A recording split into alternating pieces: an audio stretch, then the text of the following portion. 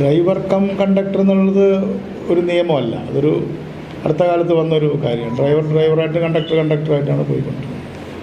അതൊരു നിയമപരമായ ബാധ്യതയല്ല. ബാക്കി ഞാൻ ബസ്സിൻ്റെ കാര്യങ്ങൾ നോക്കിയപ്പോൾ അതിൻ്റെ ഫിറ്റ്നസ് തുടങ്ങിയിട്ടുള്ള കാര്യങ്ങളൊക്കെ നോക്കിയപ്പോൾ അതെല്ലാം നല്ല സ്റ്റർഡി ആയിട്ടുള്ള വണ്ടിയാണ്, പിന്നെ ഹൈവേ വർത്തിയായിട്ടുള്ളതാണ്. ഇത് വേറൊരു വണ്ടി വന്ന് ഇടിച്ചതല്ല, വണ്ടി പോയിട്ട് ക്രാഷ് ചെയ്തതാണ്. അപ്പോൾ വണ്ടിയല്ല, അതിൽ ചെറിയൊരു എന്തെങ്കിലും ഒരു മനുഷ്യനല്ലേ, എന്തെങ്കിലും ഒരു human error it's always possible അല്ലേ, അല്ലാതെ വാഹനവുമായി ബന്ധപ്പെട്ട ഒരു വിഷയമല്ല. ചില സന്ദർഭത്തിൽ വാഹനത്തിൻ്റെ ബ്രേക്ക് പോയിട്ടുണ്ടാവാം, ഇതല്ല, ഇത് അങ്ങനെ സംഭവിച്ചു. അത് ഇനിയും അത് ശ്രദ്ധിക്കണം. നമ്മളിപ്പോൾ നമ്മുടെ ഡിപ്പാർട്ട്മെൻറ്റിൻ്റെ നേതൃത്വത്തിൽ മാത്രമല്ല, മുഖ്യമന്ത്രിയുടെ തന്നെ നേതൃത്വത്തിൽ ഒരു വലിയ സാക്ഷരതാ മിഷൻ പോലെ ഒരു സേഫ് റോഡ് മിഷൻ നമ്മൾ ആരംഭിക്കുന്നതിനെക്കുറിച്ചുള്ള പ്രാരംഭ ചർച്ചകൾ നടത്തിക്കൊണ്ടിരിക്കുകയാണ്. അതിൻ്റെ ലക്ഷ്യം ഇപ്പോൾ ഇവിടെ ഈ യോഗത്തിൽ നിങ്ങൾ ആ വിഷയം എടുത്തിട്ടതുകൊണ്ട് ഞാൻ പറയാൻ തുടങ്ങാനായിട്ടില്ല. 4500 പേരാണ് ഒരു വർഷം മരിക്കുന്നത്. 3500 ആണ്, 3650 ആണെങ്കിൽ 10 ആളായി. ഒരു ദിവസം 10 ആൾ മരിച്ചാൽ 3650 ആളല്ലേ മരിക്കുള്ളൂ ആവറേജ്.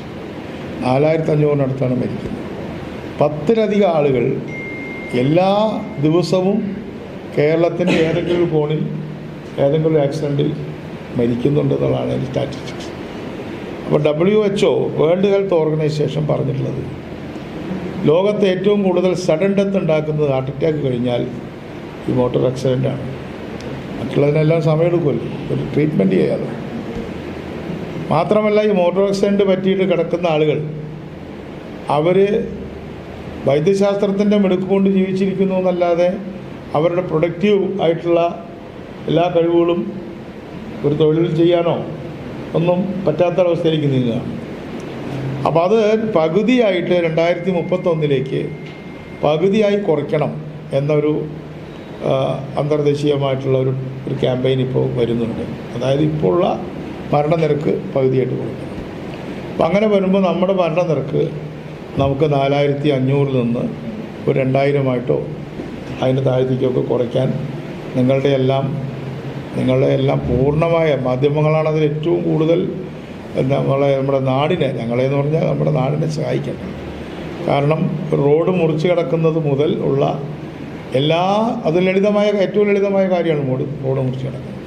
അതുമുതൽ എങ്ങോട്ടുള്ള എല്ലാ കാര്യങ്ങളും ചെറുപ്പത്തിലെ തന്നെ കുട്ടികളെ പഠിപ്പിക്കുകയും സ്കൂൾ മുതൽ ഇപ്പോൾ സ്കൂൾ കോളേജ് ഭാഗത്ത് NCC, NSS, സ്കൗട്ട്, ഗൈഡ്, അതേപോലെ തന്നെ പിന്നെ സ്കൂളിലെ പോലീസ് കാഡറ്റുകൾ, ഇവരെല്ലാം കൂടെ NCC എല്ലാം കൂടെ ചേരുമ്പോൾ ഏതാണ്ട് 5 ലക്ഷം കുട്ടികളുണ്ട്, യൂണിഫോംഡ് കുട്ടികളുണ്ട്. അവരെ നമ്മളൊരു കണക്കിപ്പോൾ എടുത്തിട്ടുണ്ട്. അതുപോലെ തന്നെ വളണ്ടിയർമാർ, ഇപ്പോൾ നിങ്ങളടക്കമുള്ള എല്ലാവർക്കും ഇന്നിപ്പോൾ തിരുവങ്ങാടി വന്നപ്പോൾ ഈ ആക്സിഡൻറ്റിനെതിരായിട്ടുള്ളൊരു വിഭാഗം, ഒരു ഗ്രൂപ്പ് വന്നു, NGOs ഉണ്ട്. അപ്പോൾ അവരെല്ലാം അണിനിരത്തിക്കൊണ്ട് നമുക്ക് നമ്മുടെ മനുഷ്യരുടെ രോഗങ്ങൾ വന്നുള്ള മരണനിരക്ക് കേരളത്തിന് കുറയ്ക്കാൻ കഴിഞ്ഞു. ആയുർദൈർഘ്യം കൂട്ടി നമ്മുടെ ശിശുമരണ നിരക്ക് വളരെ കുറയ്ക്കാൻ കഴിഞ്ഞു. പക്ഷേ ആക്സിഡൻറ്റ് റേറ്റ് കുറയ്ക്കാൻ കഴിയുന്നില്ല. അപ്പോൾ ഇതൊരു പൊളിറ്റിക്കൽ ക്വസ്റ്റ്യനാണ്.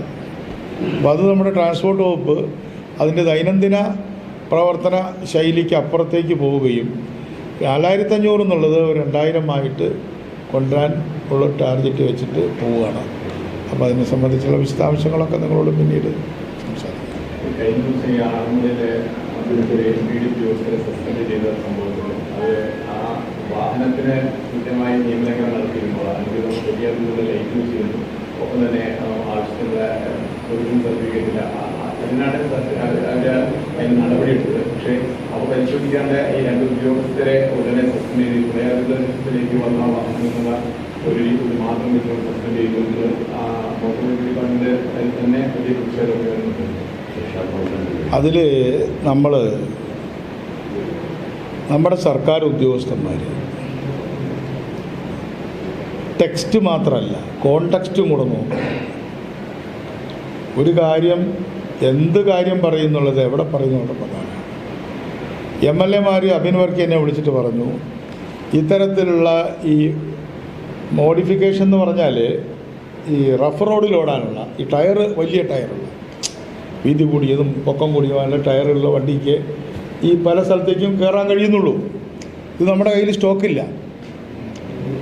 ഞാൻ പറഞ്ഞത് വ്യക്തമല്ലേ? അപ്പോൾ MLA-മാരും MP-മാരും അടക്കം ആഹ്വാനം ചെയ്തു, ഇങ്ങനത്തെ വണ്ടിയുള്ള ആൾക്കാരെല്ലാം ഇറങ്ങിയിട്ട് ഈ രക്ഷാപ്രവർത്തനത്തിൽ ഇടപെടണം. മറ്റ് സാധാരണ വണ്ടികൾക്ക്, കാറിനോ ജീപ്പിനോ ഒന്നും വണ്ടി ഓടിക്കാൻ പറ്റുന്നില്ല. അങ്ങനെ അതിനുവേണ്ടി വന്നതാണ് ഒരു വ്യക്തി. ആ വ്യക്തി അതിൻ്റെ ഒരു പണിയെല്ലാം എടുത്തിട്ട് അവിടെ ചായ കുടിച്ചുകൊണ്ടിരിക്കുകയായിരുന്നു. അപ്പോൾ ഇങ്ങനെ ഈ ഉദ്യോഗസ്ഥൻ വന്നു, അദ്ദേഹത്തിൻ്റെ നിയമപരമായ കാര്യങ്ങളൊക്കെ പറഞ്ഞു. ഉടനെ തന്നെ MP ഓഫീസിൽ നിന്നും MLA ഓഫീസിൽ നിന്നും ഈ ഉദ്യോഗസ്ഥനെ വിളിച്ചു. ഞങ്ങൾ പറഞ്ഞിട്ട് വന്ന ആൾക്കാരാണ്, ജീവൻ രക്ഷാപ്രവർത്തനത്തിന് വന്നതാണ്, അതുകൊണ്ട് ഇത്തവണയൊന്ന് മാക്കപ്പാക്കി അവരെ ഒരു ശാസിച്ച് വിട്ടാൽ മതി എന്ന് പറഞ്ഞു. അപ്പോൾ 5000 ഉറുപ്പ്യ അടിച്ചു. അത് ശരിയാണെന്ന് നമ്മളാരും പറയുമെന്ന് എനിക്ക് തോന്നുന്നില്ല. അപ്പം അതൊരു ഒരു ഒരു ആ സസ്പെൻഷൻ ഒരു ചൂണ്ടുവലിയാണ്, വേറെ ഒന്നുമല്ല. അവർ ചെയ്ത് തെറ്റ് ശരിയാണ്. അതിൻ്റെ സന്ദർഭത്തിൽ നിന്ന് വേണ്ടേ ചെയ്യാൻ, അത്രയേ ഉള്ളൂ. ഞാൻ പറഞ്ഞതിൽ നിന്ന് അത് വ്യക്തമാണെന്നാണ് എൻ്റെ ധാരണ. തുടക്കത്തിൽ പറഞ്ഞല്ലോ, സർക്കാർ അധികാരം കുറച്ച് ദിവസമായല്ലോ. ഇപ്പോൾ അതിനിടയിൽ വന്നിട്ടുള്ള പല വിഷയങ്ങളും വിവാദമാണ്. പ്രളയം വന്നപ്പോൾ ഈ കടലിൽ ഒരാളെ കാണാതായ വിഷയം വന്നപ്പോൾ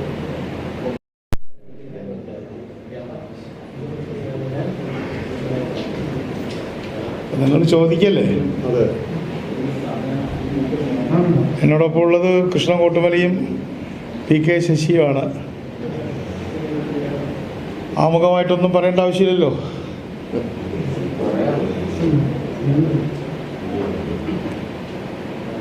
ഇന്നിപ്പോൾ ഞങ്ങൾ ബാംഗ്ലൂർ നമ്മുടെ KSRTC ബസ് മറിഞ്ഞിട്ട് 2 ആൾ, ഡ്രൈവർ കണ്ടക്ടർ മരിച്ചുപോയി. അപ്പം അതിൻ്റെ ഒരു എമർജൻസി നിൽക്കുകയാണ്. അതിൻ്റെ പണികളൊക്കെ ഈ ബന്ധപ്പെട്ട കാര്യങ്ങളൊക്കെ കർണാടക ഗവൺമെൻറ്റായി ബന്ധപ്പെട്ട് ചെയ്യുന്നുണ്ട്. ആമുഖമായിട്ട് എന്തെങ്കിലും ഒന്ന് പറയണമെന്നുണ്ടെങ്കിൽ വേറെ രാഷ്ട്രീയ കാര്യങ്ങളൊന്നും ഞാൻ പറയാൻ ഇപ്പോൾ മുതിരുന്നില്ല. നമ്മുടെ ഗവൺമെൻറ് 100 ദിവസത്തിലേക്ക് പോകുന്നു. തീർച്ചയായിട്ടും ജനങ്ങളിൽ അർപ്പിച്ച പ്രതീക്ഷ നിറവേറ്റിക്കൊണ്ട് ഒരു ജനപക്ഷത്ത് നിൽക്കുന്ന ഒരു ഗവൺമെൻറ്റായി ബഹുമാനായ VD സതീശൻ നയിക്കുന്ന ഗവൺമെൻറ് ഇതിനകം തന്നെ മാറിക്കഴിഞ്ഞിട്ടുണ്ട്. ഇനിയും ആ രീതിയിൽ തന്നെ മുന്നോട്ട് പോവുകയും ഒപ്പം തന്നെ കേരളത്തിൽ വലിയ തരത്തിലുള്ള നിക്ഷേപങ്ങൾ കൊണ്ടുവന്ന് നമ്മുടെ നാട്ടിലെ ചെറുപ്പക്കാർക്ക് നാടുവിട്ട് ഓടേണ്ടി വരാത്ത ഒരവസ്ഥ സൃഷ്ടിക്കുക എന്ന ഒരു മുഖ്യ അജണ്ടയാണ് ഗവൺമെൻറ്റിന്. മുൻകാലങ്ങളിൽ ഉണ്ടായിരുന്ന പല പ്രദേശങ്ങളും, നിങ്ങൾക്ക് തിരുവങ്ങാടിയിൽ നിന്ന് ഞാൻ പറയുമ്പോൾ പ്രത്യേകിച്ച് പറയേണ്ടതില്ല, നമുക്ക് ഒരു കഴിഞ്ഞ 50 വർഷക്കാലമായി തുറന്നു കിടന്ന ഗൾഫിൻ്റെ വാതിലുകളിൽ പോലും മുട്ടുന്നതിന് പല ബുദ്ധിമുട്ടുകളും വരികയാണ് യുദ്ധ സാഹചര്യത്തിൽ.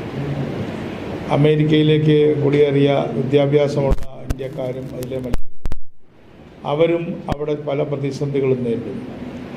യൂറോപ്പിലും കുടിയേറ്റവുമായി ബന്ധപ്പെട്ട നിരവധി പ്രോബ്ലംസ് ഉണ്ട്. എങ്കിലും ജർമ്മനി പോലുള്ള സ്ഥലങ്ങളിലാണ് ഇപ്പോൾ കുടിയേറ്റം സാമാന്യമായിട്ട് നടക്കുന്നത് ജോലിക്ക് വേണ്ടിയിട്ട്. അപ്പം അതുകൊണ്ട് ഇനിയുള്ള കാലത്ത് 2025 ശേഷമുള്ള ഒരു കാലത്ത്, അടുത്ത 25 വർഷക്കാലത്ത് കേരളത്തിൽ പഠിച്ച് പാസ്സായി ഡിഗ്രി എടുത്ത ആളുകൾക്ക് പണിയെടുക്കാൻ കഴിയണം. അവരെ എങ്ങോട്ടെങ്കിലും നമുക്ക് പറ്റുന്നൊരു സ്ഥലത്തേക്ക് അവരെ എത്തിക്കുക എന്നതിനേക്കാൾ കൂടുതൽ നിക്ഷേപം ഇങ്ങോട്ട് എത്തിക്കുക എന്നതിനുള്ള പ്രാധാന്യമാണ് ഇപ്പോൾ നമ്മൾ കൊടുക്കുന്നത്. അതാണ് ഈ ഗവൺമെൻറ്റിൻ്റെ മൗലികമായിട്ടുള്ളൊരു കാര്യം. അതിന് വ്യവസായ വകുപ്പ് വളരെ നല്ല ഒരു സൗഹൃദാന്തരീക്ഷം, നിക്ഷേപ സൗഹൃദാന്തരീക്ഷം സൃഷ്ടിക്കാനായിട്ട് പരിശ്രമിക്കുന്നുണ്ട്. എല്ലാ വകുപ്പുകളും അവരവരുടേതായ രീതിയിൽ മുന്നോട്ട് പോവുകയാണ്. അതേപോലെ തന്നെ കാർഷിക മേഖലയിലുണ്ടായിട്ടുള്ള പ്രതിസന്ധി, കൃത്യമായിട്ടുള്ള വില കിട്ടാതിരിക്കുന്നൊരു സാഹചര്യം. റബ്ബറിന് തൽക്കാലം നല്ലൊരു വില ഇപ്പോൾ വന്നിട്ടുണ്ട്. നെല്ലിൻ്റെ പാലക്കാട് ജില്ലയിലും കുട്ടനാടും തൃശ്ശൂരും ഒക്കെ ഉണ്ടായിരുന്ന ആ വില കിട്ടാനുള്ള താമസം, ഇത്തരം കാര്യങ്ങളിലൊക്കെ നമ്മൾ കൃത്യമായ നിലപാടുകൾ സ്വീകരിക്കുകയാണ്. പാർശ്വവൽക്കരിക്കപ്പെട്ട വിഭാഗങ്ങളുടെ ഭാഗത്താണ് ഈ ഗവൺമെൻറ് നിൽക്കുന്നത് എന്നുള്ളത് ധനമന്ത്രി കൂടിയായിട്ടുള്ള മുഖ്യമന്ത്രി അവതരിപ്പിച്ച ബജറ്റ് വായിച്ചപ്പോൾ നിങ്ങൾക്ക് മനസ്സിലായി കാണും. ഇന്ന് 30,000 കോടിയിലേക്ക് നമ്മുടെ ബജറ്റ് വന്ന സാഹചര്യത്തിൽ 35,000 കോടിയുള്ളപ്പോൾ എന്താണോ ഉണ്ടായിരുന്നത് അത്രയും തുക SCP, TSP അതുപോലെ തന്നെ ഫിഷറീസ് ഈ 3 ഡിപ്പാർട്ട്മെൻറ്റുകൾ നിലനിർത്തി.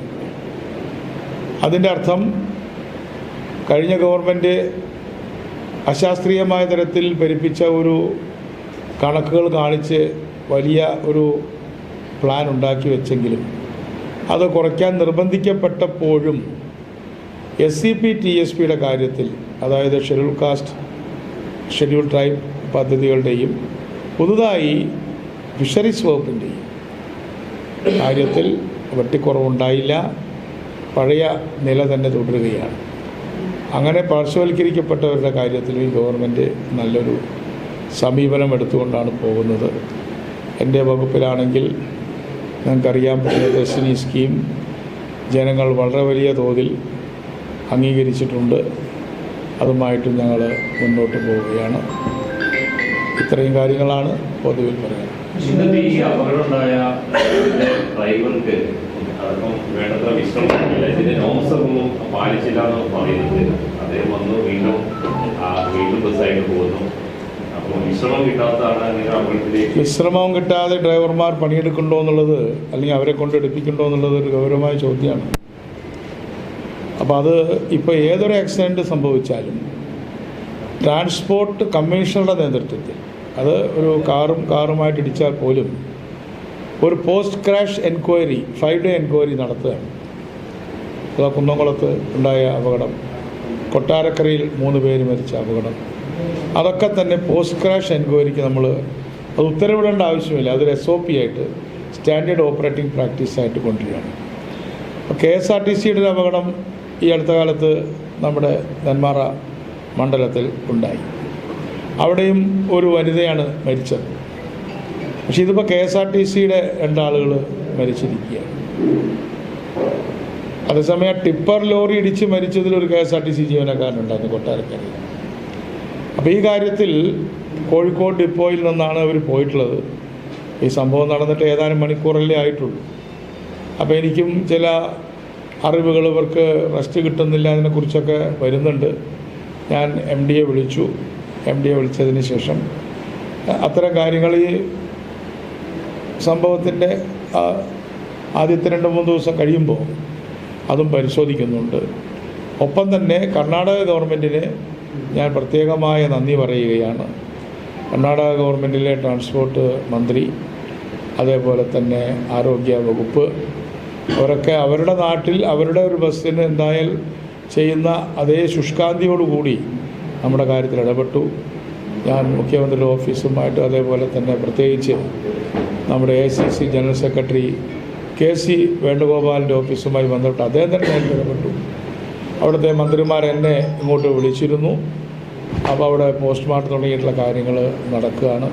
ഞാൻ കർണാടക ഗവൺമെൻറ്റിന് പ്രത്യേകമായിട്ടുള്ള ഒരു നന്ദി പറയുകയാണ്. അതിൽ പരിക്ക് പറ്റിയിട്ടുള്ളവരുടെ എല്ലാവരുടെയും ചികിത്സ പൂർണ്ണമായും KSRTC തന്നെ നടത്തും. നിങ്ങൾക്ക് എന്തെങ്കിലും അറിവുകൾ, ആർക്കെങ്കിലും പ്രയാസമുണ്ടാകുന്നതായി എന്തെങ്കിലും അറിവ് കിട്ടുകയാണെങ്കിൽ എൻ്റെ ഓഫീസിനെയോ എന്നെയോ ബന്ധപ്പെട്ടവരെയോ KSRTCയോ അറിയിക്കണം. അവരുടെ എല്ലാ കാര്യങ്ങൾക്കും വേണ്ടി നമ്മൾ ഇന്ന് കാലത്ത് 7:30 മുതൽ സംഭവിച്ചത് മുതൽ തന്നെ സജീവമായിട്ട് നിൽക്കുക. കൂടുതൽ വാർത്തകൾക്ക് News 18 Keralam YouTube channel subscribe ചെയ്യുക.